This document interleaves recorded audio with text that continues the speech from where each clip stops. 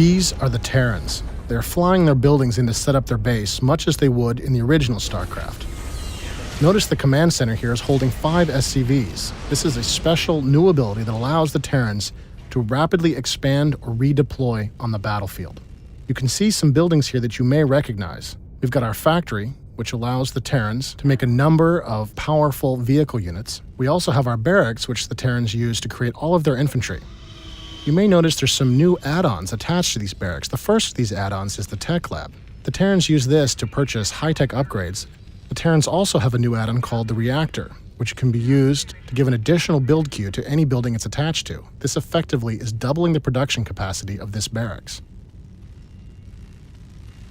This new add-on system also allows the Terrans to reconfigure their production on the battlefield.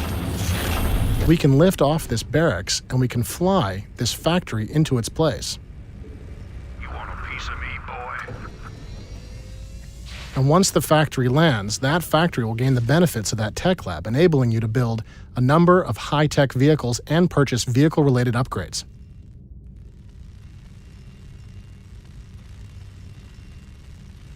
Base defenses are still very important to the Terrans.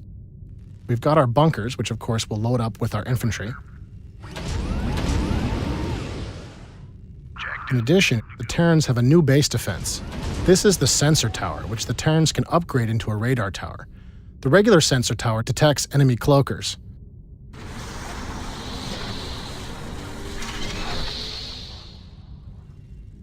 But the radar tower allows Terran players to see enemy units moving in the fog of war. This is a powerful new ability that allows the Terrans to detect approaching enemy attackers and prepare for enemy ambushes.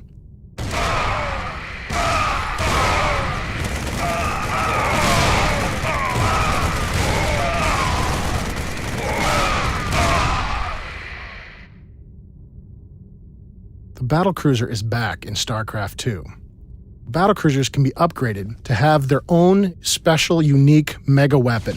Each battlecruiser is upgraded individually. A popular choice is the Yamato cannon, which does significant damage to single enemy targets.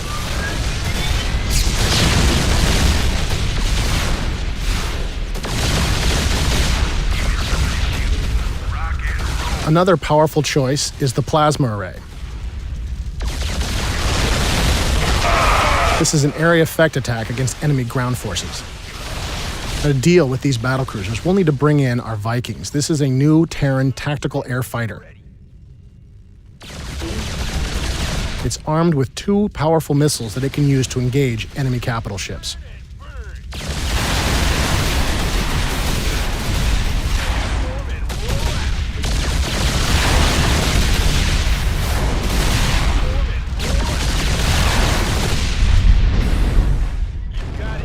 The Viking can also deploy into an assault mode that allows it to move on the ground.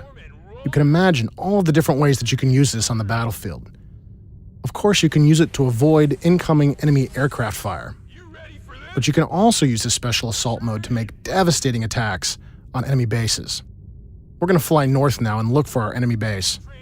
And once we get into position, we're going to take our Vikings and we're going to transform them into their assault mode and continue the battle on the ground.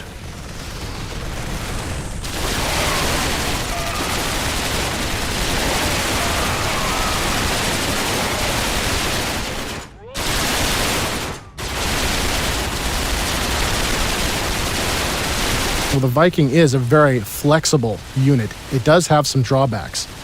It's very vulnerable to counterattack from a dedicated anti-ground unit like these siege tanks.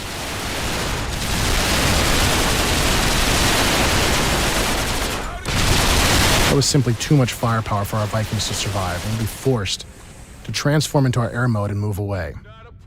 To attack these siege tanks, we're going to bring in our new Terran gunship. This is the Banshee. It fires a volley of rockets at enemy ground targets.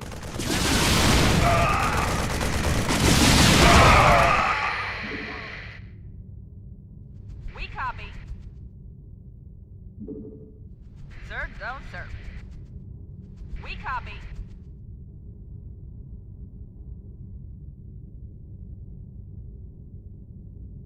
All over it.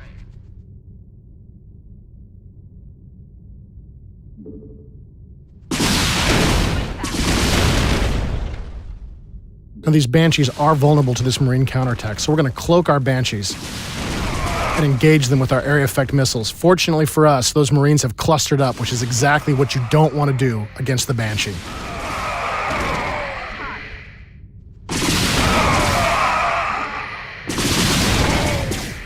Now, the enemy has a sensor tower nearby, which is allowing him to detect our Banshees, and those missile turrets are engaging us.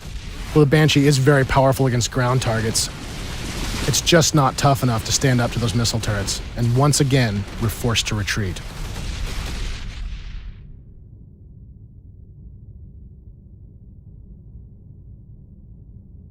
To continue this attack on the enemy base, we're going to bring in our Reapers. This is a unit that you may remember from our original announcement demo.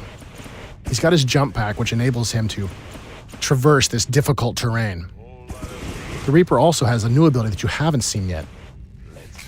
This is his demolition charge, which he can throw anywhere on the battlefield. The demolition charge takes a short time to go off. But once it explodes, it can do devastating damage to static enemy targets. The Reaper is also very powerful against the enemy's economy. We're going to move our Reapers into position here in this SCV stream and start to destroy the enemy's economy. It looks like the Terran commander is responding by transforming his command center into a planetary fortress. This is a powerful new Terran base defense that our Reapers simply don't have the firepower to deal with. Falling in.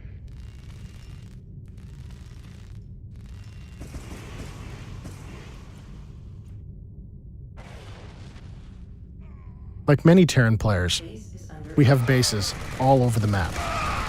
As you can see here, our supply depots are blocking access into our base, preventing the enemy from closing with our siege tanks and allowing us to shell them from range. Inside our fortified position here, we're going to use our SCV to build a new special Terran assault unit. This is the Thor. It's an assault unit so large and so powerful that it's actually built out on the battlefield. Done deal. Now, it might appear that we are trapped inside our base. But in StarCraft 2, supply depots can be lowered into the ground into a special defensive position that allows our units to path over them. And once we've moved through, we can raise our supply depots back into position to protect our siege tanks. This better be an emergency. On it. Done deal. Oh, it's on.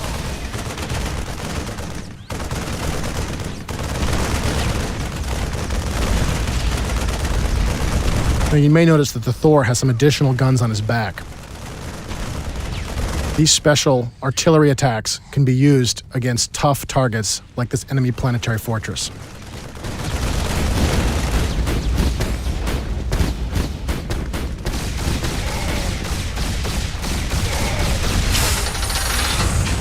Like everything in StarCraft 2, the Thor does have his weaknesses.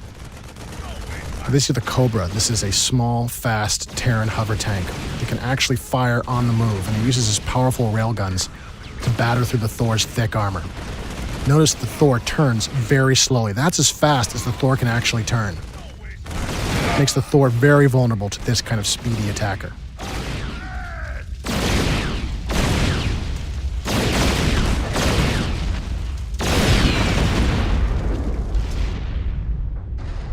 Now, in order to continue our attack on this enemy base, we're going to need to bring in some specialists. We really couldn't see making StarCraft 2 without including the Ghost. I hear that. I'm all over it. I'm here. The Ghost in StarCraft 2 is far more powerful than he was in the original StarCraft. All over it. In addition to his personal cloaking field, the Ghost can use his sniper rifle to deal lethal damage to enemy biological targets. The Ghost also has access to a number of calldowns. You've already seen our nuclear weapon. Now we'd like to show you the drop pods. This special ability allows the Ghost to summon squads of infantry anywhere he wishes.